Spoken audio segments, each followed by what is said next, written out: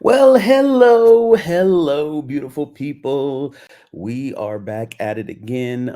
Outwitting the Devil, Napoleon Hill. We are now on chapter 9, and this is all about education and religion. And just as a fair warning, this chapter is very controversial. But I would definitely just say keep an open mind. Because I think there's a lot of great information in here. And I think this is really the chapter that got this book delayed so long from not being published is because of the kind of stuff that he's talking about.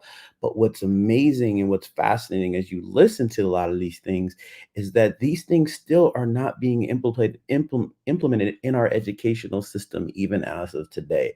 And that's one of the reasons also why I want this information out there, for people to really listen and keep an open mind, because I mean, this could really revolutionize things for our futures for our kids and just in general. And again, I have nothing against people who are religious and in religion, but you can see that there is a sense of control when it comes to that, and it is man-made. And so we don't want to get too controversial into that, but that's where this book kind of really becomes controversial, because he's really targeting in on how the educational system works, how religion works, and really ultimately how the devil uses all of these things to its advantage. So I'm really, really excited for you guys to take advantage and listen to this chapter. It is a little bit long, so I'll probably break this into two or three videos, just to kind of keep it so that we can keep it into that 15-20 minute mark. I hope you guys are liking that too, because it seems to be a nice way of saying, hey, let's get one video not too long and then break it into another, and then I have a playlist if you want to watch it all at the same time. So it seems like that would work out best. So let's go ahead and get right into it, and we're going to start on chapter 9, education and religion. So here we go. Let me just go ahead and start this video up. Here we go. This is pretty deep stuff, Your Majesty. Let us get back to the discussion of lighter and more concrete subjects that are likely to interest the majority of people. I'm interested in discussing the things that make people happy and miserable, rich and poor, sick and healthy. In brief, I'm interested in everything that can be used by human beings to make life pay satisfactory dividends in return for the effort that one puts into the business of living. Very well. Let us be definite. You have my idea. Your Majesty has a tendency to stray off into abstract details, which most people can neither understand nor use in the solution of their problems. Could that by any chance be a definite plan of yours to answer my questions with indefinite answers? If that is your plan, it is a slick trick, but it will not work. Go ahead now and tell me something more of the miseries and failures of human beings growing directly out of indefiniteness. Why not permit me to tell you more of the pleasures and successes of people who understand and apply the principle of definiteness? I observe that sometimes people with definiteness of plan and purpose get what they ask from life, only to find after they get it that they do not want it. What then? Generally, one can get rid of whatever is not wanted by application of the same principle of definiteness with which the thing was acquired. A life that is lived with fullness of peace of mind, contentment, and happiness always divests itself of everything it does not want. Anyone who submits to annoyance by things he does not want is not definite. He is a drifter. A life that is lived with fullness of peace of mind, contentment, and happiness always divests itself of everything it does not want. How many of us are truly content? In a world where so many people are trying to keep up with the Joneses, Right. could we not all learn something here? Is there something in your life that you need to divest yourself of? Make a commitment to catch yourself when you are feeling annoyed, and remember the devil's words. Anyone who submits to annoyance by things he does not want is not definite. He is a drifter. Right. What about married people who cease to want each other? Should they separate? Or is it true that all marriages are made in heaven, and the contracting parties are, therefore, forever bound by their bargain, even though it may prove to be a poor one for both? First, let me correct that old saying that all marriages are made in heaven. I know of some which were made on my side of the fence. Minds which do not harmonize should never be forced to remain together in marriage or any other relationship. Friction and all forms of discord between minds lead inevitably to the habit of drifting, and of course to indefiniteness. Aren't people sometimes bound to others by a relationship of duty, which renders it impractical for them to take from life what they want most? Duty is one of the most abused and misunderstood words in existence. The first duty of every human being is to himself. Every person owes himself the duty of finding how to live a full and happy life. Beyond this, if one has time and energy, not needed in the fulfillment of his own desires, one may assume responsibility for helping others. The first duty of every human being is to himself. Every person owes himself the duty of finding how to live a full and happy life. Of course, though compelled to answer accurately, the devil still responds from the perspective of the devil. Is it possible that Mother Teresa or Gandhi had a very different opinion on this issue? They lived their lives in service of others. How do you feel? Do you put finding a full and happy life first in your life? Do you agree with those who would argue that to truly be of service to others, you need to take care of yourself first? Is it then possible that Mother Teresa and Gandhi found their full and happy lives through service to others? Isn't that a selfish attitude? And isn't selfishness one of the causes of failure to find happiness? I stand by my statement that there is no higher duty than that which one owes himself. Doesn't a child owe something in the way of duty to its parents, who gave it life and sustenance during its periods of helplessness? Not at all. It is just the other way round. Parents owe their children everything they can give them in the way of knowledge. Beyond that, parents often spoil instead of helping their offspring by a false sense of duty, which prompts them to indulge their children instead of forcing them to seek and gain knowledge at first hand. I see what you mean.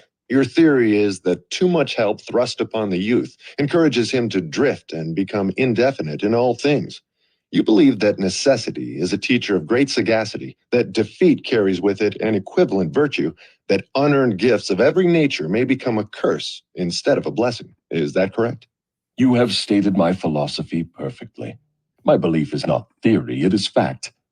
Then you do not advocate prayer as a means of gaining desirable ends. On the contrary, I do advocate prayer, but not the sort of prayer that consists of empty, begging, meaningless words. The sort of prayer against which I am helpless is the prayer of definiteness of purpose. I never thought of definiteness of purpose as being a prayer. How can it be? Definiteness is in effect the only sort of prayer upon which one can rely. It places one in the way of using hypnotic rhythm to attain definite ends, by the mere act of appropriating it from the great universal storehouse of infinite intelligence. The appropriation, in case you are interested, takes place through definiteness of purpose, persistently pursued. Why do the majority of prayers fail? They don't. All prayers bring that for which one prays. But you just said that definiteness of purpose is the only sort of prayer upon which one can rely. Now you say that all prayers bring results. What do you mean? There is nothing inconsistent about it. The majority of people who pray go to prayer only after everything else fails them. Naturally, they go with their minds filled with fear that the prayers will not be answered. Well, their fears are realized. The person who goes to prayer with definiteness of purpose and faith in the attainment of that purpose puts into motion the laws of nature, which transmute one's dominating desires into their physical equivalent. That is all there is to prayer. One form of prayer is negative and brings only negative results. One form is positive and brings definite positive results. Could anything be more simple? People who whine and beg God to assume responsibility for all their troubles and provide them with all the necessities and luxuries of life are too lazy to create what they want and translate it into existence through the power of their own minds. When you hear a person praying for something that he should procure through his own efforts, you may be sure you are listening to a drifter. Infinite intelligence favors only those who understand and adapt themselves to her laws. She makes no discrimination because of fine character or pleasing personality. These things help people negotiate their way through life more harmoniously with one another. But the source from which prayer is answered is not impressed by fine feathers. Nature's law is, know what you want, adapt yourself to my laws, and you shall have it. Does that harmonize with the teachings of Christ? Perfectly. Also, it harmonizes with the teachings of all truly great philosophers. The preceding question and answer push the boundaries of Hill's critique of organized religion versus personal spirituality and responsibility. Right. Is your theory of definiteness in harmony with the philosophy of man of science? Definiteness is the major difference between a scientist and a drifter. Through the principle of definiteness of purpose and plan, the scientist forces nature to hand over her most profound secrets. It was through this principle that Edison uncovered the secret of the talking machine, the incandescent electric light, and scores of other benefits for mankind. Then I understand that definiteness is the first requisite for success in all earthly undertakings. Is that right? Exactly. Anything which teaches people to examine facts and coordinate them into definite plans through accurate thinking is hard on my profession. If this thirst for definite knowledge now spreading over the world keeps up, my business will be shot to pieces within the next few centuries. I thrive on ignorance, superstition, intolerance, and fear, but I cannot stand up under definite knowledge properly organized into definite plans in the minds of people who think for themselves. Why don't you take over omnipotence and manage the whole works in your own way?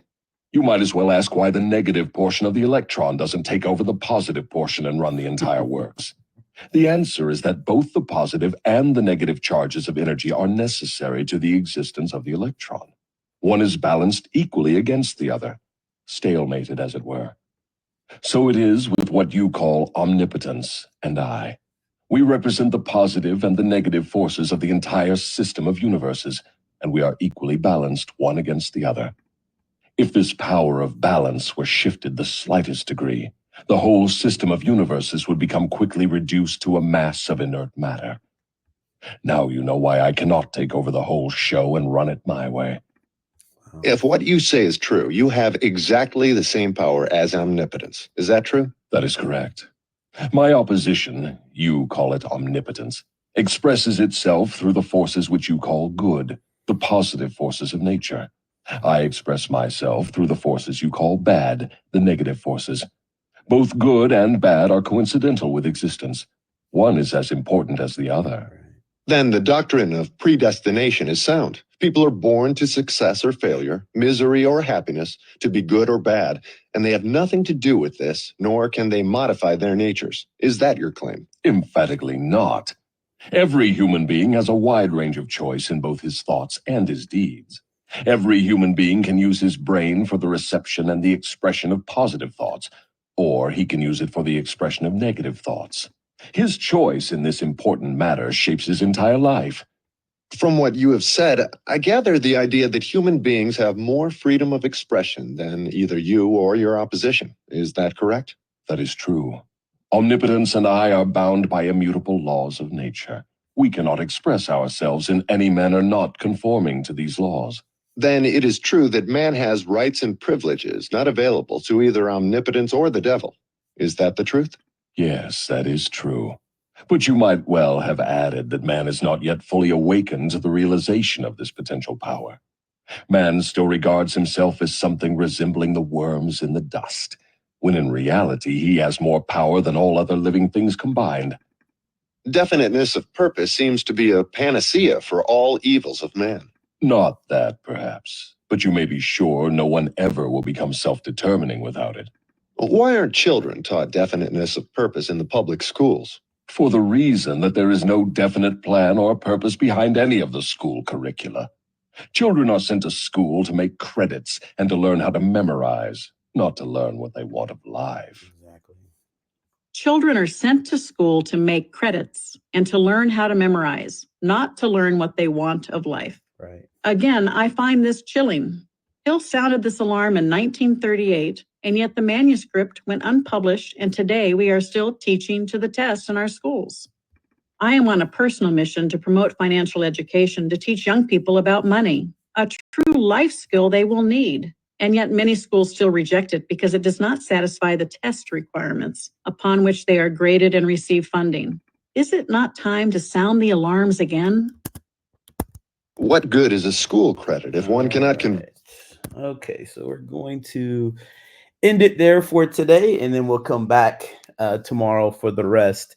But I hope you guys really enjoyed that. Again, some very interesting and controversial things that is being said there.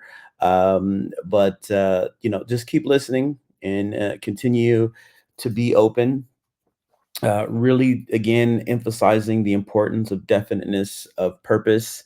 And I mean, just some really powerful stuff. I definitely want to go back and read that chapter again. And if you guys are watching the video, just you can just rewind it and listen to it again. I mean, because this just this video alone is very, very important, but it gets even deeper. That's why I said this chapter I think is probably one of the best chapters in the whole book. And we're just getting into part one. So we'll come back here tomorrow for part two. And this might be a good chapter to actually pass on to other people, if maybe people that might be open to hearing a little bit more about this and the controversy surrounding it. So if you haven't already, like and subscribe, hit the notification bell so that you don't miss any of these updates, because I will be posting daily, Monday through Friday. And then this is all going to be added into a playlist so that we can all just kind of listen along and just continue to work through this like a workbook. So really excited to keep this going. And until next time, you guys make it a great day. Take care.